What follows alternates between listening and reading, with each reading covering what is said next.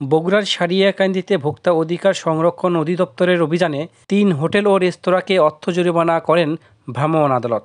সোমবার সকালে উপজেলা সহকারী কমিশনার ভূমি মোহাম্মদ আতিকুর রহমানের তত্ত্বাবধানে হোটেল ও রেস্টুরেন্টে অভিযান পরিচালনা করা হয়।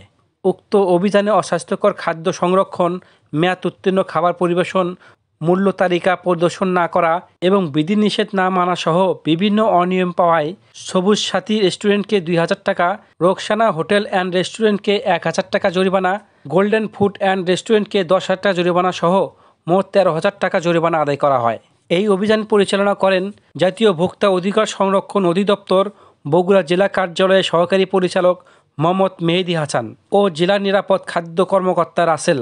উক্ত অভিযানে বণিক সমবায় সমিতি লিমিটেডের সভাপতি সিরাজুল ইসলাম ফুল, থানা পুলিশের একটি টিম সহায়তা করে। সে সময় ভোক্তা অধিকার সংরক্ষণ অধিদপ্তরের বগুড়া জেলা কার্যালয়ের সহকারী পরিচালক মোহাম্মদ মেহেদী হাসান জানান, সারিয়াকান্দি উপজেলা নির্বাহী অফিসারের সার্বিক তত্ত্বাবধান এবং সার্বিক নির্দেশনায় আজকে আমরা জাতীয় ভোক্তা অধিকার সংরক্ষণ অধিদপ্তর, জেলা নিরাপদ খাদ্য কর্তৃপক্ষ এবং কনজিউমার অ্যাসোসিয়েশন অফ বাংলাদেশ ক্যাবের একটা যৌথ মনিটরিং কার্যক্রম পরিচালিত হয়েছে সারিয়াকান্দির মূল বাজারে।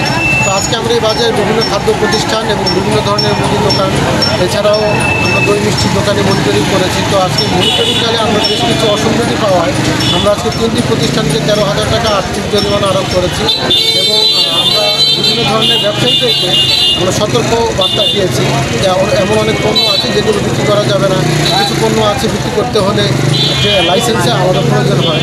এই ধরনের আরও তথ্য কিন্তু আজকে এই বাজারে আমরা সবাইকে দিয়েছি। আমাদের সাথে আজকে সহযোগিতা করেছেন এই বাজারের বণিক সমিতির যিনি সভাপতি, উনি আমার সাথে উপস্থিত আছেন। তো আমাদের এই অভিযান কিন্তু অব্যাহত থাকবে এবং আমরা যাদেরকে সতর্ক করেছি তারা আবার আমাদের পুনরায় নিয়মিত মনিটরিংয়ের আওতায় থাকবে।